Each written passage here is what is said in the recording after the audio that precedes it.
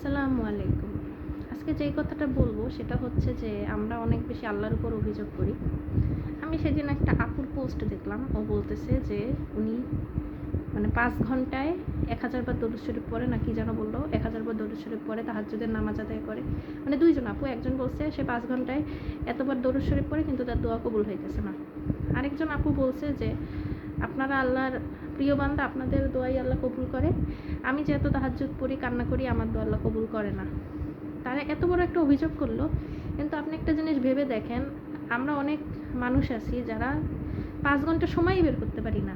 আর একটা আপুকে আল্লাহ সুযোগ দিছে 5টা ঘন্টা বের করে দরুদ শরীফ পড়ার। সে 5 ঘন্টা এতবার দরুদ শরীফ পড়তেছে, সে যে ওই রিজিকটা পাইছে সেটা সে অস্বীকার করে ফেলতেছে হুট করে। আরেকজন আপু বলল যে সে এত তাহাজ্জুদের নামাজ পড়ে তাও তার দোয়া কবুল হয় না। এখন আপনি একটা জিনিস দেখেন, তাহাজ্জুদের নামাজ কি আমরা সবাই চাইলেই পড়তে পারি? হয় আমাদের ঘুম ভাঙে না, আমরা ঘুম দিয়ে উঠতে পারি না, কারো ভয় লাগে, কারো একাকী লাগে, অনেক কারণে দেখবেন আমরা তাহাজ্জুদের নামাজটা মিস করি। এখন একটা মানুষকে আল্লাহ 5টা ঘন্টা অবকাশ দিয়েছে তাকে দরুদ শরীফ পড়ার জন্য, একটা মানুষকে আল্লাহ সুযোগ দিয়েছে তাহাজ্জুদের নামাজ পড়ার জন্য, তারপরে সে এই অভিযোগটা কিভাবে করে যে আল্লাহ আমার মোনাজাত কবুল করে না? যেই আল্লাহ তাকে এত বড় তৌফিক দিছে আল্লাহর নিকটবর্তী যাওয়ার, সেই আল্লাহর উপর অভিযোগ।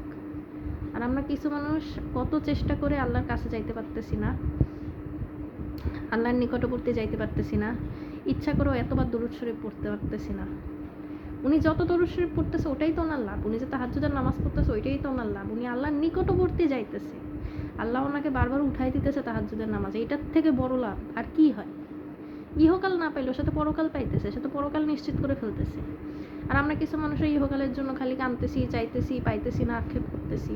কিন্তু একটা মানুষ পরকালের জন্য এই যে এতগুলো নফল সালাত আদায় করে ফেললো, এতবার দরুদ শরীফ পড়ে ফেললো, এটা তার কাছে কিছুই না।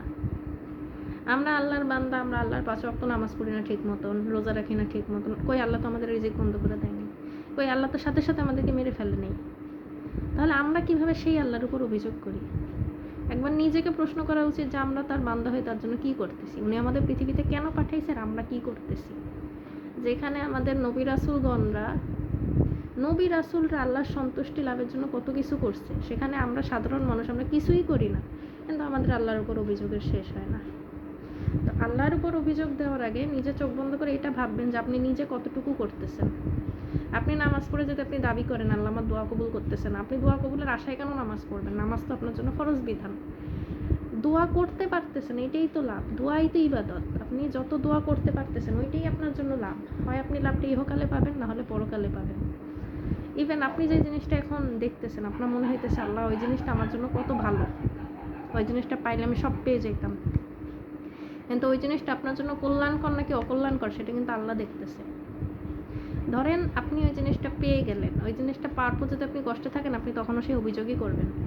এই যে আপনি অভিযোগটা করবেন, ওই জিনিসটা পাওয়ার পর আপনি কষ্টে থাকবেন, ওইটা কিন্তু আল্লাহ দেখতেছে। তো আপনি এইটা ভাবেন যে আল্লাহ আপনাকে ওই কষ্টটা দিতে চায় না। আমাদের দেশের বেশিরভাগ মেয়েরা জানে এই জিনিসটা পাইলে সে কষ্টে থাকবে, তারপরেও সে সেটাই চায়, তবে সেটা পেয়ে যাওয়ার পরে সে আবার অভিযোগ করে। কিন্তু সে এটা দেখতেছেন আমি পাইলাম না, এর মধ্যে আল্লাহর কত বড় রহমত লুকায় আছে। আমার মনে হয় আল্লাহর রহমতের প্রত্যেকটা জিনিস যদি আমরা চোখ বন্ধ করে চিন্তা করি, আমাদের আল্লাহর প্রতি কোনো অভিযোগই থাকতে পারে না। অভিযোগ আসবে নিজের উপর, যে আমি কেন এই কাজটা করতে পারতেছি না।